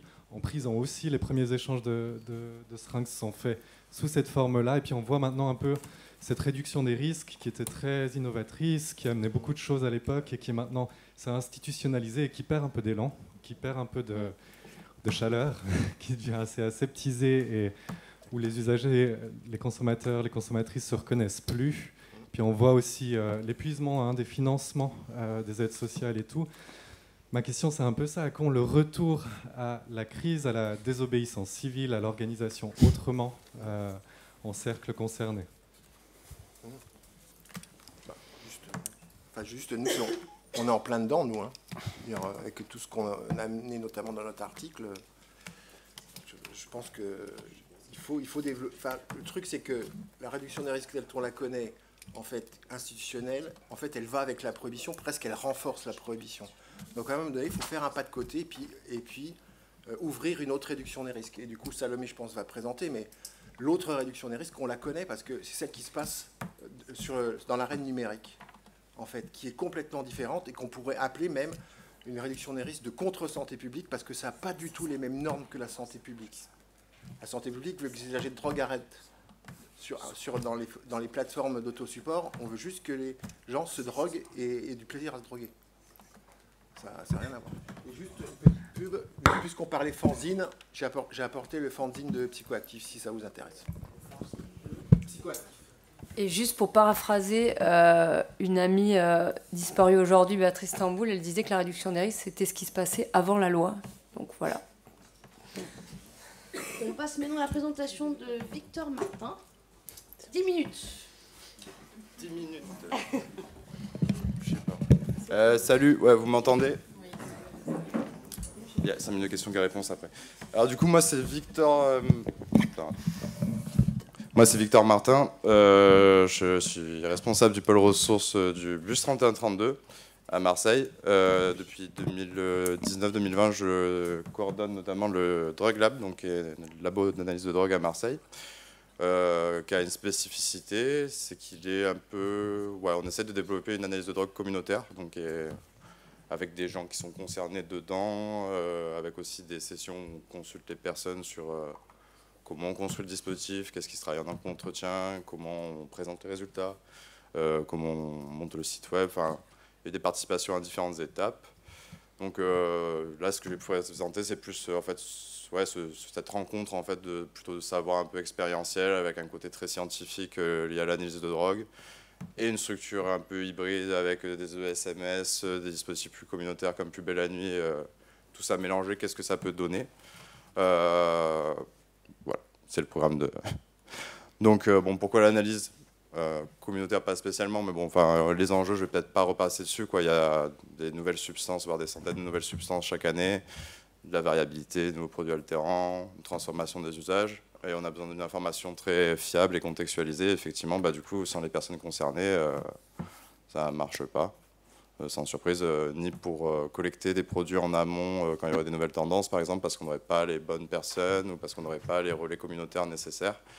Et du coup, en travaillant sur avoir une équipe diverse, avec plein de profils différents, aussi reconnaissant les identités des personnes et les valorisant, on arrive à avoir un dispositif qui permet de savoir de quoi on parle. Et ça, c'est plutôt pas mal, parce que des fois, c'est pas forcément le cas. Et quand c'est pas le cas, bah, ça pêche, hein, parce que bah, quand on donne des informations un peu erronées à des usagers, ou qu'on n'utilise pas leur vocabulaire, ou qu'on fait une erreur, bah, direct, ce terme de confiance, ça décroche assez vite, quoi, hein. Quand l'usager est plus expert que la personne qui est en face de lui pour lui raconter ce qu'il y a dans son produit, ça risque d'être compliqué en termes de liens, de soins, de ce qu'on veut. Donc voilà, le projet, donc, il est accessible de proximité, donc on peut faire analyser sur place, on peut faire analyser via un réseau de collecteurs, aussi via des partenaires en ligne qui sont en cours de conventionnement, parce que Not for Human a dû dissoudre son association et nous étions en partenariat précédemment avec eux sur le relais en ligne. Donc ouais, dialoguer, hein, parce que principalement c'est plutôt un outil d'échange et de réduction des risques, hein. Enfin, l'idée c'est pas juste tiens, le résultat du produit c'est intéressant certes, mais en fait surtout l'occasion d'avoir un moment centré sur la personne, son produit, voire même un groupe de personnes, leurs usages communautaires, des usages spécifiques, faire vraiment le tour de qu'est-ce qui est fait avec le produit, de répondre à toutes les interrogations des gens. Aussi de pousser des informations vers certains publics, vers certaines communautés, certains canaux, qu'on voit qu'il y a de la variabilité. J'en parlerai plus amplement demain sur une autre table ronde, mais genre par exemple sur le cas des catinones, hein, il y a eu pas mal de problèmes en 2023-2024, là il va y en avoir d'autres dans le futur proche. Enfin, c'est des choses qui sont en mouvement et où effectivement si on n'a pas d'impact communautaire, si on n'a pas de relais communautaire, ben, on ne peut pas observer les tendances, les produits en circulation, les évolutions des pratiques des personnes et aussi bah, qu'est-ce que fait ce nouveau produit bizarre que tout le monde dit que c'est dur, bah, effectivement, oui, qu'est-ce qu'il fait concrètement quand on n'en parle pas, bah, on a assez peu d'apport sur les effets secondaires réels, quoi, et puis sur leur diversité. Donc voilà, donc on essaie de faire participer les usagers à toutes les étapes. Après, usager, ça veut dire quoi? C'est toujours compliqué à dire. En tout cas, ça, c'est une permanence d'analyse en direct. Genre, pour vous montrer que nous, on a des lieux, des fois, qui peuvent être plutôt destinés aux jeunes, donc dans des atmosphères un peu festives, là, pour le coup, avec des néons, tout ça, même si c'est en vrai, il y a du faux plafond, c'est un établissement médico-social, hein, c'est pas un appartement, quoi, hein, mais du coup, il va y avoir des permanences qui sont faites pour les gens. Des fois, il y a des gens qui mixent, par exemple. Des fois, en face, le labo, il est ouvert, les gens, ils font analyser leurs produits, ils peuvent amener leurs canettes, machin. Ça correspond à ce qu'ont envie de faire les gens, quoi. On ne va pas se poser dans une salle blanche, attendre un quart d'heure, avoir des gens froids qui leur disent trois trucs, mais s'asseoir, partager un moment convivial, etc. Ouais, je ne vais pas m'éterniser là-dessus, mais du coup, on a différentes permanences qui sont un peu orientées vers les types de publics. On a aussi créé une permanence un peu sans collectif, c'est-à-dire que les gens ils peuvent passer sans rendez-vous sur ces créneaux-là, destinés aux personnes qui ont envie de croiser personne. Je sais pas, des fois, les publics en chassent d'autres, hein, vous n'êtes pas sans le savoir, donc et voilà, du coup, on travaille dans le temps avec les gens sur savoir qu'est-ce qu'il favoriserait. Tiens, il ne faudrait pas ouvrir une nouvelle perme à cet endroit-là, il ne faudrait pas faire une nouvelle modalité. Tiens, est-ce qu'il ne faudrait pas développer en visite à domicile les collectes, ou enfin, what else, quoi, construire les réponses en fonction des besoins des personnes, avec les personnes concernées. Donc ça, en fait, le papier que je vous présente à la base, il est assez plat, parce que ça veut dire que la machine qu'on qui analyse les produits, elle analyse bien les produits. Donc on est bien content, on est fiable à 95%. Je vous passe un peu les détails, mais on a été comparé avec une autre technique analytique qui montre que nos résultats d'analyse sont bons. Parce que le papier que je présente aujourd'hui, je ne suis pas uniquement l'auteur, il y a aussi le laboratoire de toxicologie et de pharmacocinétique de la Timone, qui ont donc cross-validé notre technique analytique. Là uniquement, il y a des données, c'est pour vous donner un peu une vue sur ce qu'on fait, donc on a uniquement en HPLC, donc en quantitatif, parce qu'on fait aussi de la CCM, où là c'est que du Kali. On a fait 1064 échantillons l'an dernier, vous avez un peu la répartition des produits majoritaires là. Ouais. Un tout petit peu moins vite, mais tu sais, j'ai 10 minutes, Bertrand, donc ça sera comme ça, et c'est tout. Désolé. Il faut une méthode fiable, une méthode robuste au service des communautés. Donc, il faut aussi dire aux gens que c'est possible, d'en discuter avec nous, réfléchir, passer beaucoup de temps en réunion, avoir des bénévoles, avoir des collègues concernés, passer du temps sur le terrain, que ces savoirs se rencontrent effectivement, qu'on arrive aussi à construire quelque chose. Donc, la démocratie, tout ça, c'est chronophage. Je sais, la société libérale et tout, on n'a pas le temps, mais à la fin, ça marche bien quand même. Donc, c'est nécessaire pour qu'on arrive à produire des savoirs collectifs qui soient un peu cohérents, et pas hiérarchiser ces savoirs-là de trop, parce qu'en fait, si la science, la machine, elle ne marche pas, sans les savoirs scientifiques, ça ne marche pas. S'il n'y a pas les savoirs des usagers, ça ne marche pas non plus. Donc, il faut que tout le monde là se respecte et que ça se superpose de façon saine, n'est-ce pas? Et donc, on peut faire du plaidoyer pour les droits des personnes à partir de ces éléments-là, parce que oui, effectivement, les gens ils peuvent participer à la construction d'un dispositif qui leur permet de maximiser les bénéfices liés à leur usage de drogue. Je crois que c'était ça le mot-clé qu'on devait dire aujourd'hui. C'est ça. Ouais, parce qu'en fait, c'est bien de savoir ce qu'il y a dans le truc, quoi. On aime bien savoir ce qu'il y a sur les gâteaux, les ingrédients, tout ça. Sur les prods, c'est cool aussi. C'est vachement cool. Hop. Pour aller plus loin, parce que du coup j'ai 10 minutes, je crois que j'en suis à 8,5. Oui, tout à fait. Regarde, j'ai un timing dans la tête, j'ai regardé l'heure et tout. Je vous ai mis 2 QR codes, mais ils ne servent pas à grand chose en fait. C'est juste parce que le papier en question, il est sur le Harm Reduction Journal, et c'est celui-là, le papier complet en anglais, qui présente que la machine elle marche bien et qu'on a implanté dans un contexte communautaire à Marseille. Voilà. Et sinon, le site du Drug Lab, où vous pouvez trouver accessible tous les résultats pour tout le monde du dispositif. Et merci à tout le monde, merci à Rennes, merci à THS et merci à vous tous.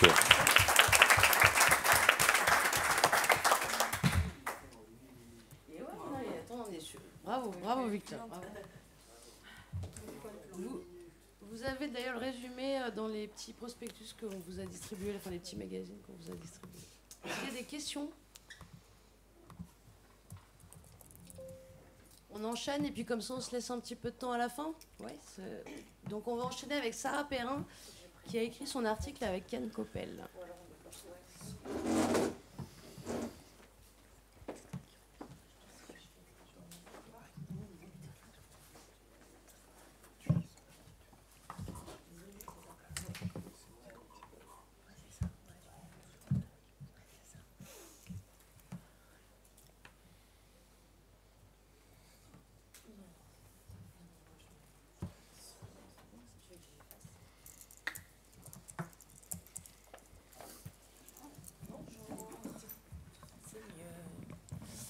Merci, c'est tiré au maximum. C'est pas grave, vous m'entendez bien ? Donc bonjour, j'ai un titre très long pour une présentation relativement courte. Donc moi je suis ici pour vous présenter un article qu'on a coécrit avec Anne Koppel. Anne Koppel, qui est une pionnière de la réduction des risques, qui est historienne, qui malheureusement ne peut pas être avec nous aujourd'hui. Anne Koppel, qui a notamment fait partie de collectifs précurseurs comme Limiter la casse, qui était évoqué tout à l'heure, qui a mis en place dès le début de la RDR des actions, notamment en faveur des femmes. Et qui a aussi un parcours universitaire. Ce qui nous a permis d'écrire cet article ensemble, donc qui s'appelle, enfin là, la présentation s'intitule « Analyse des inégalités de genre dans 3 espaces d'usage, soins, intimité, fête et appel à des approches de RDR mieux adaptées aux femmes ». Donc là, je vous ai mis l'article dans le Harm Reduction Journal. Et en gros, on part d'un constat assez simple. Les services de réduction des risques, de soins et de prévention, en France, ont été beaucoup plus lents à se mettre en place que dans le reste du monde occidental majoritairement. Et ils ont aussi été beaucoup plus lents à prendre en compte les situations spécifiques de minorités au sens large, notamment de minorités ethniques, raciales, mais aussi de minorités de genre, en l'occurrence les femmes. Pourquoi cette difficulté de prendre en compte les minorités de genre?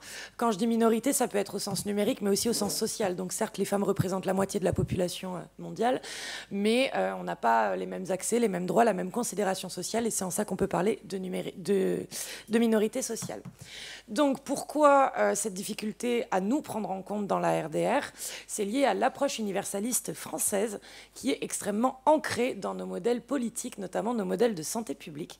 C'est quoi une approche universaliste? C'est de dire on fait les mêmes services pour tous et pour tout le monde, et ce qui compte avant tout, c'est d'appartenir à la même nationalité, au même groupe commun, ce qui explique qu'on ne va pas faire de statistiques ethniques en France, ce qui explique que faire des espaces non mixtes, que ce soit pour certaines communautés religieuses ou certaines orientations sexuelles ou certaines identités de genre, ce soit perçu comme de la discrimination positive. Discrimination positive, terme qui n'existe qu'en français de France, c'est-à-dire qu'au Québec, par exemple, le terme discrimination positive n'existe pas. Donc tout cela rend très compliqué la mise en place de dispositifs pour des publics spécifiques. Il y a d'autres explications à cette absence ou cette difficulté de prise en compte des femmes dans la RDR, des recherches académiques qui ont été essentiellement faites par et pour des hommes jusque dans les années 80, ça c'est Mayanev qui en parle très bien, et puis aussi une naturalisation de l'innocence féminine, c'est-à-dire qu'on ne pensait pas les femmes comme pouvant être délinquantes, déviantes, usagères, et puis aussi la moindre visibilité des femmes dans l'espace public et numériquement la moindre part de femmes consommatrices sur le plan statistique. Mais quand on s'intéresse un peu au public féminin, on s'aperçoit que les femmes sont victimes d'une double stigmatisation. Tout à l'heure, Pierre évoquait l'intersectionnalité, donc un concept mis à jour par l'afroféministe Kimberly Crenshaw, qui vise à prendre en compte l'entrelacement de différents axes de discrimination. C'est ça la définition de l'intersectionnalité sur le plan sociologique. Et donc on peut considérer que l'usage de drogue est un axe de pouvoir et de domination, que le genre l'est aussi, et que quand on est une femme usagère de drogue, on fait donc l'objet d'une double domination, d'une double stigmatisation intersectionnelle. En fait, ce que je vais vous présenter dans cette com, c'est issu d'un livre collectif qui s'appelle « Espace genré des drogues, parcours dans l'intimité, la fête et la réduction des risques », qu'on a co-dirigé et qui est sorti en 2021, je ne sais plus, qui est sorti et qui a été dirigé par Mélina Germès, qui est géographe, Jenny Kunkel, qui est géographe en Allemagne, Emmanuel Langlois, qui est sociologue, moi et Roxane Scavo, qui travaille actuellement à La Case, un carré de Bordelais. Donc l'ouvrage visait à analyser la manière dont les espaces sont occupés selon le genre dans le contexte des mondes de la drogue et à révéler les spatialités des enjeux de genre au sein des pratiques de consommation. 3 parties dans l'ouvrage pour 3 espaces, la prise en charge institutionnelle, les espaces intimes, l'espace conjugal en l'occurrence, et des espaces festifs. Donc ma communication est articulée sur ces 3 espaces-là. On a choisi de garder uniquement dans l'article et dans la com les chapitres qui s'intéressent au contexte français. Donc on a des chapitres qui portent sur le contexte allemand ou le contexte anglophone, mais comme le numéro spécial était sur le terrain français, et puis comme j'ai pas le temps, voilà, on a fait des choix. Donc dans la partie sur les espaces de prise en charge, on a un chapitre de Florent Schmitt qui est intitulé « L'accès des femmes au CARUD, une discrimination négative indirecte ». Florent, il est en train de finir sa thèse et il fait une étude très ethnographique sur des CARUD et notamment il compare un CARUD où il y a eu la mise en place d'un espace non mixte avec un CARUD où il n'y a pas d'espace non mixte.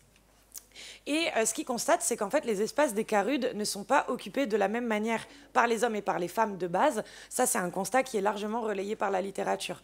Pourquoi 25% de femmes en moyenne dans les XAPA et les CARUD? Parce que la mixité quand elle est dans un contexte universaliste, ne fait qu'accentuer la domination de la majorité déjà dominante. Donc, à partir de là, on le sait que les personnes qui vivent à la rue, les femmes notamment, sont victimes de violences sexuelles, ont peur de recroiser des agresseurs ou de croiser de potentiels agresseurs, ou alors qu'elles sont dans des relations conjugales d'emprise, ou alors qu'elles n'ont pas la capacité de se déplacer à cause de la charge domestique et qu'elles peuvent faire l'objet de violences ou de stigmatisation en allant dans ces espaces. Donc, la non-mixité constitue un obstacle aux soins pour les femmes dans les cas rudes. Du coup, je vais aller vite, je suis désolée, mais je vous invite à lire le livre et l'article si ça vous intéresse. La non-mixité, Florent a constaté que ça favorisait la venue et l'occupation du public féminin, c'est-à-dire qu'elles vont se poser dans les espaces de repos, elles vont utiliser les canapés pour faire des siestes, elles vont se poser pour boire un café, là où dans le cas rude entièrement mixte, elles vont passer, chercher du matériel, faire un rendez-vous, mais elles vont beaucoup moins rester. Et pour tous les professionnels de terrain, je vous invite, si vous n'avez pas encore eu l'occasion de pratiquer cet exercice d'observation dans vos structures, c'est des choses qu'on voit très vite quand on porte le regard dessus. Dans les espaces non mixtes à étudier, non seulement elles occupent ces espaces de repos, mais il y a aussi une libération de la parole qui se fait spontanément. C'est-à-dire qu'il n'y a même pas une professionnelle ou un professionnel qui vient et qui lance une discussion sur les menstruations ou les violences sexistes et sexuelles. Spontanément, les femmes, quand elles se retrouvent entre elles, ont plus de facilité à parler de sujets extrêmement tabous, extrêmement violents. Je vous invite aussi à prêter attention à tous les propos virilistes, homophobes, sexistes qui peuvent être tenus de manière plus ou moins inconsciente par les hommes dans les cas rudes.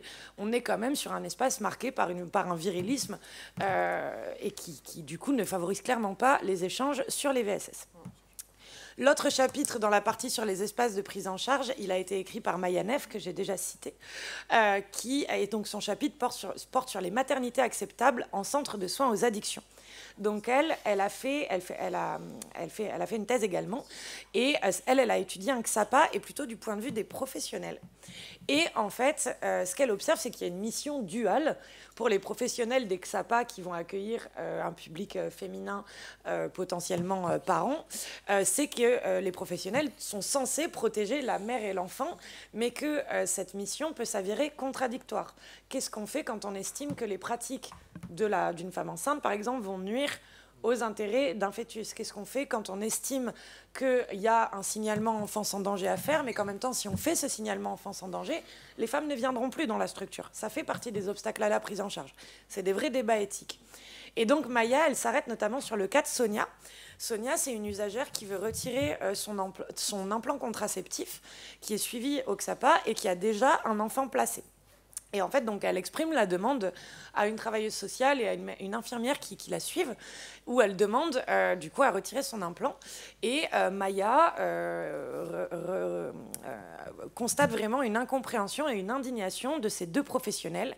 Et Maya va analyser comment ces professionnels, dans leur discours, vont dessiner les contours de ce que c'est une maternité respectable, une maternité désirable. Et elle va proposer une analyse aussi de tout le travail émotionnel qui peut se faire en XAPA, et notamment la projection que ces professionnels peuvent faire quand ils sont ou elles sont elles-mêmes parents, avec toute une espèce de transfert qui va se faire et qui rend la prise en charge extrêmement compliquée. Comment ça s'est terminé? Sonia n'est plus venue au XAPA. Sur les espaces intimes, c'est moi. J'ai fait un chapitre, le seul chapitre de cette partie, qui s'appelle « Couple et drogue, l'influence des drogues sur le choix du partenaire, les dynamiques conjugales et les séparations ».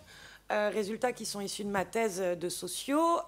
Et donc, moi, je me suis intéressée à des jeunes adultes ayant entre 18 et 35 ans, pour la plupart usagers quotidiens de cannabis, usagers occasionnels, d'autres substances, essentiellement des stimulants et des psychédéliques.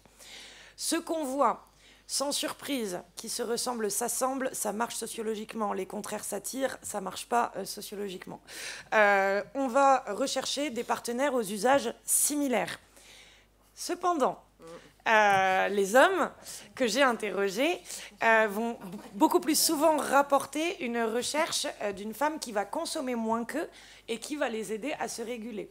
Ce qu'on voit, c'est que les garçons que j'ai interrogés expriment clairement rechercher un cadre dans leur relation conjugale. Donc les femmes disent « moi je veux quelqu'un qui consomme comme moi, voire un peu plus que moi ou un peu moins, ça ne me dérange pas ». Les hommes disent « ah, si elle consomme, ok, mais quand même, si elle pouvait m'aider à me réguler, ce serait bien ». On voit, j'ai interrogé une seule mère qui est québécoise, puisque j'ai fait une comparaison Bordeaux-Montréal, et son pseudo c'est Louane.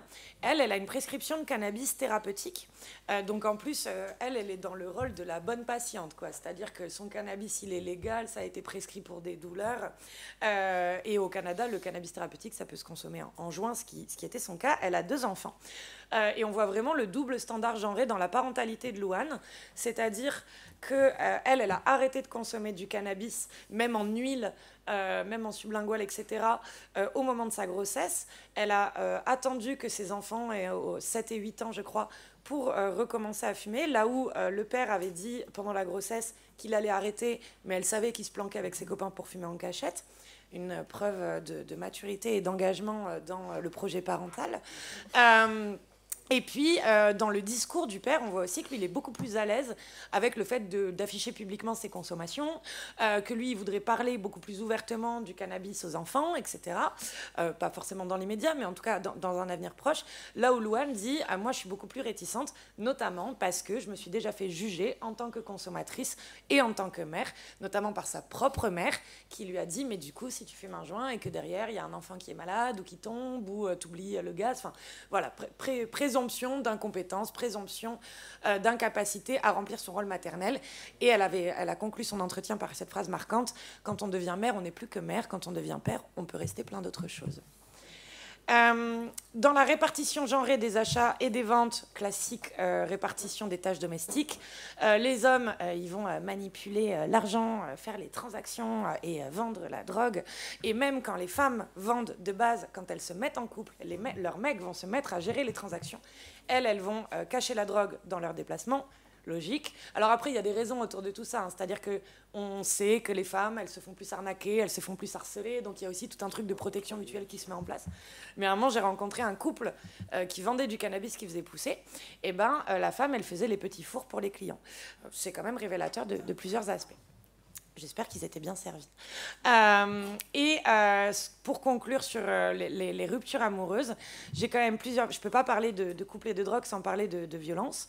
J'ai plusieurs cas de femmes victimes de violences conjugales et elles attribuent, entre autres, ces violences à la consommation de drogue de leur conjoint. Et... en fait, on a Kaufman qui a beaucoup travaillé sur la sociologie du couple et qui dit que les ruptures, elles peuvent naître notamment d'un désenchantement amoureux.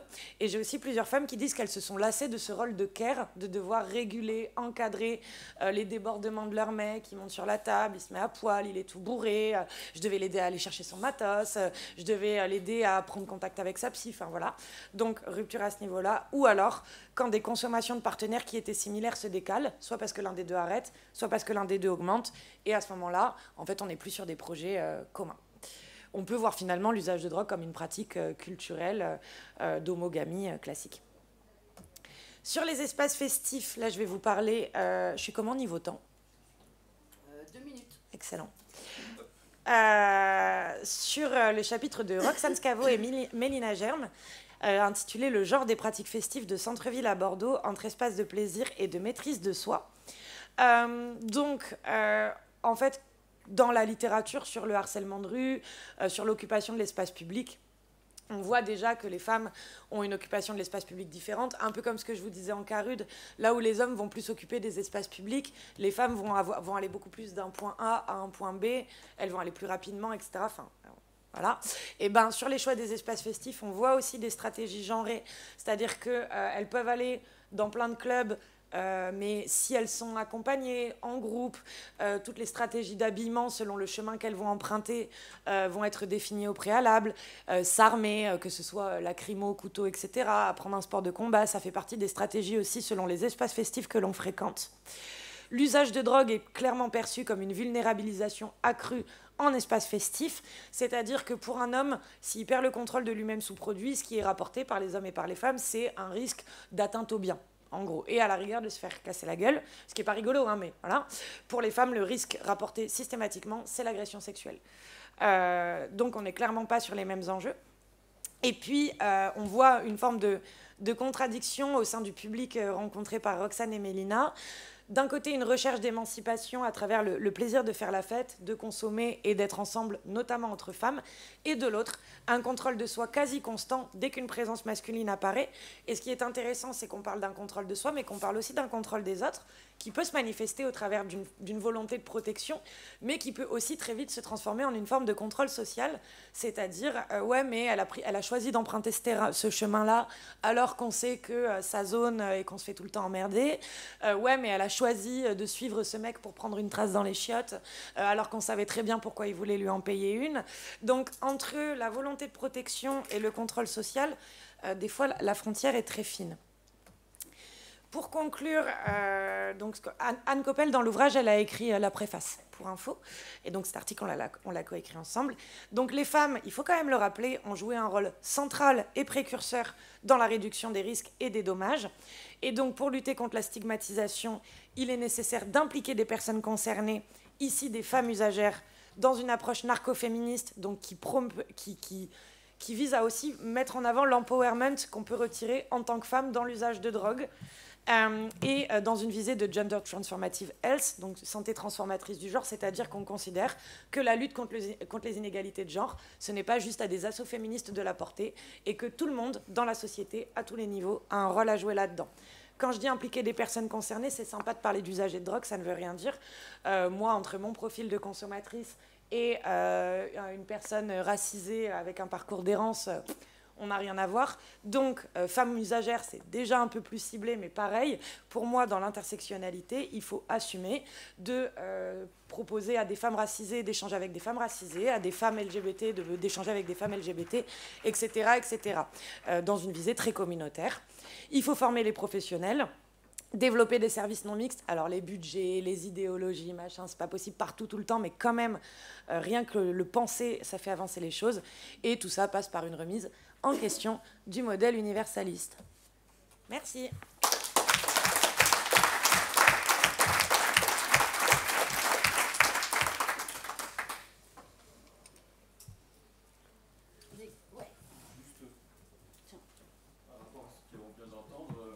Il y a un collectif à Barcelone qui s'appelle Medzineres, et qui est très intéressant et qui donc offre dans le quartier du Raval une protection et un accueil psychosocial, et également pour laver leur linge, pour des femmes qui sont usagères de drogue et souvent à la rue, ou qui connaissent des problèmes de violence dans leur foyer. Et donc elles ont un site web là, KS Medzineres. C'est intéressant de savoir, de prendre contact avec eux pour les personnes qui sont intéressées à avoir une implication concrète de ce que peut être une coopérative faite pour les femmes et faite par les femmes et pour les femmes. Voilà. Un équivalent au Portugal, c'est le collectif Manaz. Oui. Il y a une membre de Manaz qui est venue à la fête. Comment ? Elles peuvent laver leur linge, elles peuvent dormir, elles peuvent faire la cuisine, etc. Elles sont autonomes là, dans cette structure. Ouais, c'est de l'autosupport, de l'autogestion. Oui. Il y a un équivalent qui s'appelle Manas, ça veut dire sœur en portugais, qui s'adresse aux TDS, aux personnes trans et aux personnes migrantes, femmes migrantes et aux femmes usagères. Et où pareil, on est avec beaucoup d'empowerment par l'art, l'expression artistique, un engagement politique, etc. Et malheureusement, en France, les collectifs comme ça sont moins... Reste à construire. Ouais, ça à construire. Et puis sinon, par rapport à ce que tu as dit, par rapport au vocabulaire, à la demande d'input, j'ai traduit leur guide, c'était de Words Matter Language Guide. Et donc, j'ai donc téléchargé donc, les mots comptent, mise au point linguistique et guide de référence qu'on peut trouver donc, sur le site de Input, donc en anglais et en français. Et donc, en plus, avec une explication pourquoi les mots comptent et pourquoi il faut dire certaines choses et ne pas dire d'autres. Enfin, voilà, il y a un document là-dessus déjà. Il n'est pas très long, mais bon. Merci, Marie. Moi, je serai hyper courte, mais c'est juste parce qu'il y a un point.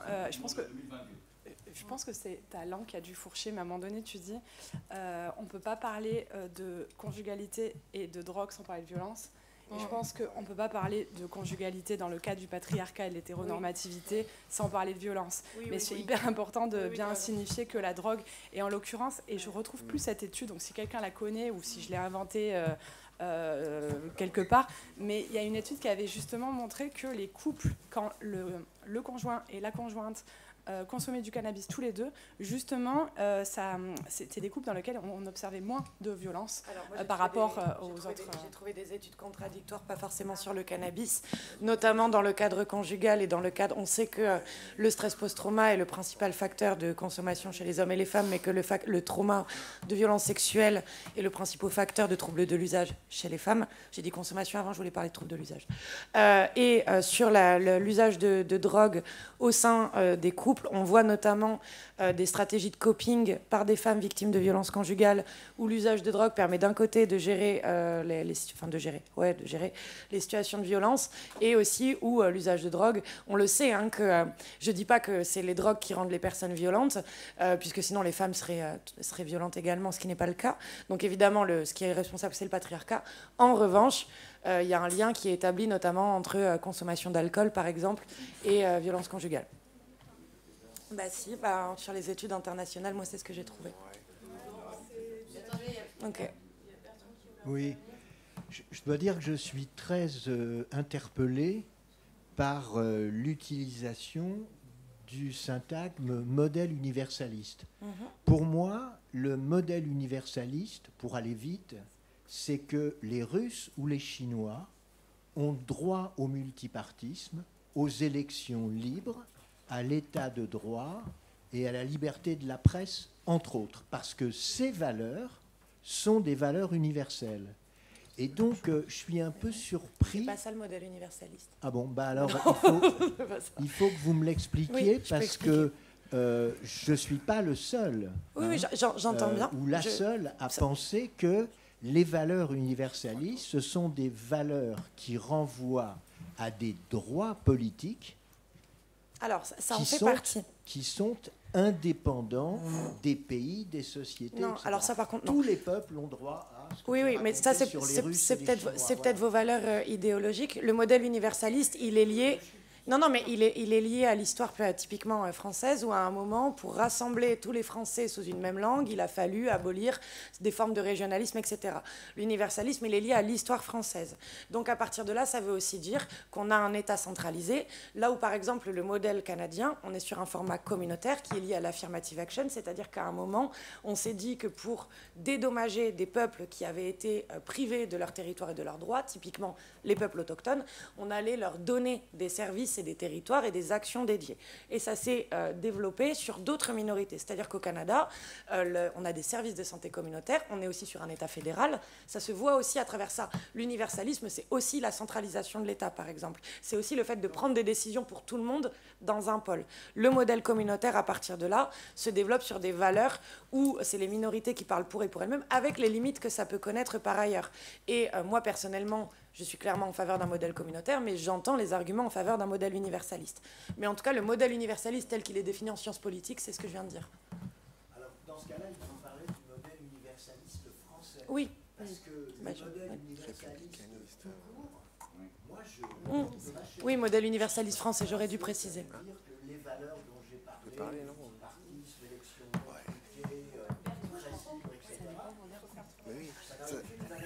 c'est moi qui ai le micro. Okay. Juste, moi, je voulais vraiment vous remercier pour toutes ces interventions, parce que j'ai passé 15 ans à Marseille où ça bouillonnait, et voilà, et maintenant je suis en milieu rural, en Lot-et-Garonne, ce que Perrine connaît bien, et ça bouillonne différemment, on va dire. Je voulais juste dire 3 choses, je vais essayer d'être un peu organisée. J'aimerais bien qu'on intègre dans la question de la réduction des risques et la libération. Enfin, j'ai assisté à l'ARS en septembre à un échange avec des addictologues et la CPAM et l'ARS qui était vraiment très loin de ce que vous décrivez, c'est-à-dire n'en déplaise à mon confrère addictologue, c'était très très loin de ce que vous pouvez dire, c'était 100 fois pire. Enfin, c'était vraiment affreux, quoi. Voilà. Et pour moi, cette libéralisation de la parole vis-à-vis des usagers de drogue est à mettre en perspective de la montée de l'extrême droite. Et je pense que c'est important de le situer dans ce contexte-là. Du coup, je suis en train d'écrire quelque chose par rapport à cette réunion. Je suis sortie en pleurant, quoi, je vous le dis. Je pleurais, quoi. C'était affreux. Et donc, je me suis renseignée par rapport enfin, sur la question de l'encampement. Je suis tombée sur Michel Agier, qui a écrit un livre récent sur la peur de l'autre et sur l'indésirabilité. Et je pense que c'est vraiment hyper intéressant à lire en mettant ça en parallèle. Juste par rapport à la RDR aussi, un autre point. Pour moi, j'ai écrit avec un journaliste de CQFD justement un article sur le RDR partout, et en mettant en perspective le fait que cette société actuelle nous demande d'être au risque zéro, tout en promouvant le risque partout, des managers qui prennent des risques et tout ça. Donc comment est-ce que nous, on se situe là-dedans entre le risque zéro et la prise de risque?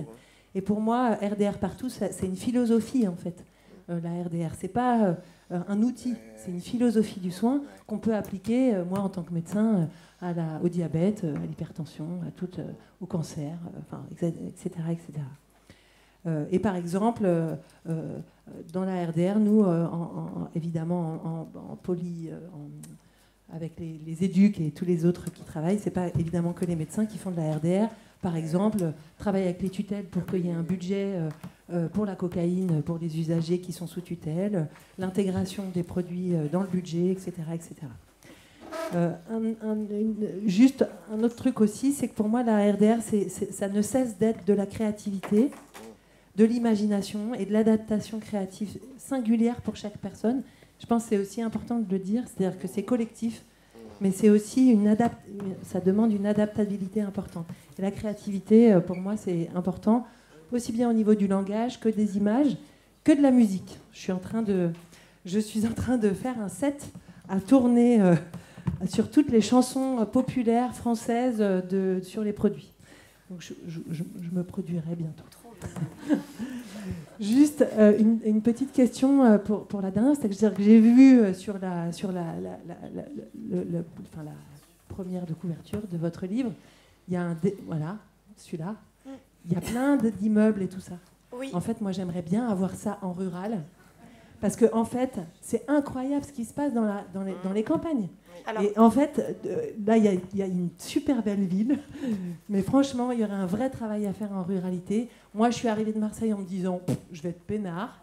Et ben, je peux vous dire que j'étais pas du tout formée, même si c'est Istanbul qui m'a formée, à ça. Vous avez tout à fait raison. Pour précision, cet ouvrage était lié au projet Governing the Narcotic Cities, qui portait du coup sur les villes.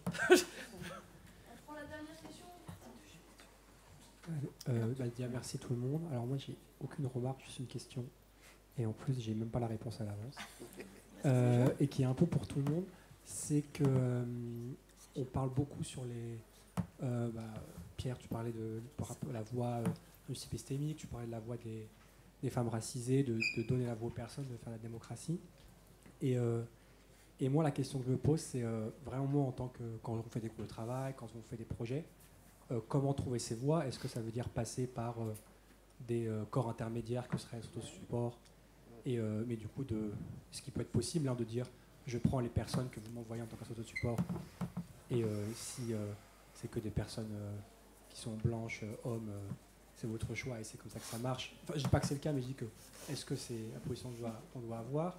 Est-ce que c'est prendre n'importe quelle personne, mais à ce moment-là, il y a le discours, est-ce qu'il faut qu'il y ait un discours qui soit aussi celui qu'on porte, qui prennent en compte la épistémique, qui soit un discours qui soit très RDR, voire politique. Voilà, c'est comment on fait pour faire porter des voix qui ne soient pas non plus tout le temps les mêmes, parce que du coup ça crée des positions qui sont très très confortables. Voilà, j'ai pas de réponse du tout. Je ne sais pas si vous en avez. Salomé, moi je vais juste rapidement.